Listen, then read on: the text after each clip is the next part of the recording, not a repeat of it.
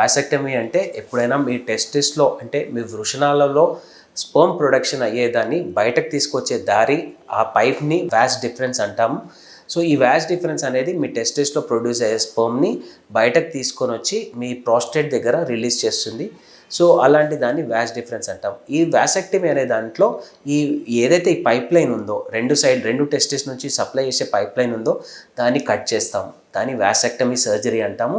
ఇప్పుడు దీనికి advance surgeries వచ్చాయి. దీన్ని నో స్కాల్పల్ వాసెక్టమీ అంటాం. అంటే చిన్న కట్ కూడా లేకుండా ఈ వాస్ డిఫరెన్స్ని మనం బ్లాక్ చేసేయచ్చు. ఇది చాలా సింపుల్, మ్యాక్సిమం 15-20 మినిట్స్ సర్జరీ అండి, డే కేర్ సర్జరీ. సో దీంట్లో ఏం చేస్తామంటే మనం వాస్ డిఫరెన్స్ని బయటకి పుల్ అవుట్ చేసి దాన్ని కట్ చేసేస్తాం.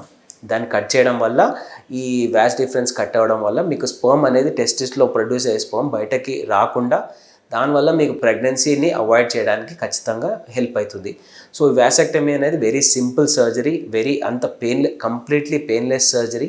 దానివల్ల మీకు ఎటువంటి ప్రాబ్లమ్స్ రావు. దానివల్ల మీ చాలా మందికి ఒక అపోహ ఉంటుంది, వాసెక్టమీ చేసిన తర్వాత సెక్షువల్ డ్రైవ్ ఏమైనా తగ్గిపోతుందా అని. సెక్షువల్ డ్రైవ్కి సంబంధం లేదండి. ఎందుకంటే మీకు సెక్స్ చేస్తుంటే ఆర్గాజం వస్తుంది అంటే దానికి అసలు ఎటువంటి ప్రాబ్లం, ఎందుకంటే స్పర్మ్ ఓన్లీ 2%. అంటే ఇప్పుడు ఒక నార్మల్గా మీరు సెక్స్ చేసినప్పుడు ఒక 5 ml వస్తుంది అంటే దాంట్లో ఓన్లీ 2%, అంటే లెస్ దాన్ మీకు 0.4 ml మాత్రమే స్పర్మ్ ఉంటుంది. వేరేదంతా రకరకాల ఫ్లూయిడ్స్ ఉంటుంది. అంటే దీంట్లో సెమైనల్ ఫ్లూయిడ్ అని ఉంటుంది, ప్రాస్టెటిక్ ఫ్లూయిడ్ అని ఉంటుంది, ప్లస్ అంగంలో పుట్టిన చిన్న గ్లాండ్స్ నుంచి ఫ్లూయిడ్స్ అన్నీ కలిపి మీకు సెమెన్ లాగా బయటకు వస్తుంది. దాంట్లో స్పర్మ్ ఓన్లీ 2% ఉంటుంది. అందుకే ఇది మనం వాస్ డిఫరెన్స్ మనం కట్ చేసినా కానీ ఓన్లీ 2% డెఫిసిట్ ఉంటుంది తప్ప మీకు సెక్షువల్ సాటిస్ఫాక్షన్లో కానీ సెక్స్ చేయడంలో కానీ ఎటువంటి సమస్యలు రావు. దీనివల్ల మీకు హార్మోనల్ ఇంబ్యాలెన్స్ వస్తుందని చాలామంది ఒక అపోహలో ఉంటారు. హార్మోనల్ ఇంబ్యాలెన్స్ కూడా రాదండి.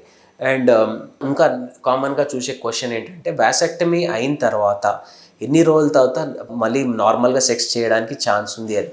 సో ఒకటి గుర్తుపెట్టుకోండి, ఎందుకంటే టెస్టిస్ లోపల ప్రొడ్యూస్ అయిన స్పర్మ్ బయటకు రావడానికి వాస్ డిఫరెన్స్ ఉంటుంది కాబట్టి ఆ వాస్లో మేము ఆపరేట్ చేసినాక కూడా ఎక్కడైతే లెవెల్ కట్ చేసామో దాని పైన లెవెల్లో స్పర్మ్స్ ఉండే ఛాన్సెస్ ఉంటాయి. కాబట్టి 3 months వరకు కాండమ్ యూజ్ చేయమని చెప్తాం. 3 months వరకు కాండమ్ లేకుంటే మీరు ఒకవేళ సెక్స్ చేసినట్టయితే ప్రెగ్నెన్సీ వచ్చే ప్రమాదం ఉంటుంది. కాబట్టి సో 3 months వరకు మీరు కాండమ్ యూజ్ చేయాల్సి వస్తుంది.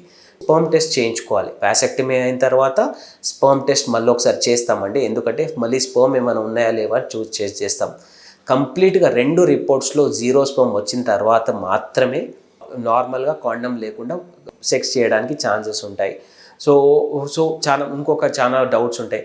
మేము వాసెక్టమీ చేయించుకున్నాము, మాకు మళ్ళీ పిల్లలు పుట్టే ఛాన్స్ ఏమైనా ఉందా అని. సో వాసెక్టమీ అయిన వాళ్ళకు కూడా మళ్ళీ పిల్లలు కనడానికి ఛాన్స్ ఉంటుంది. దాన్ని వాసెక్టమీ రివర్సల్ సర్జరీ అంటాం.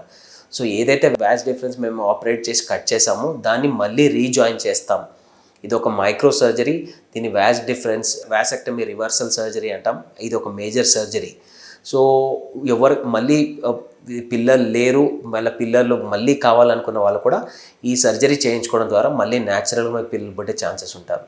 ఇది అండి కంప్లీట్ వాసెక్టమీ గురించి. అండ్ వాసెక్టమీ తర్వాత సెక్స్లో ఎప్పుడు పాల్గొనే దాని గురించి ఇప్పుడు డిస్కస్ చేసాం మనం.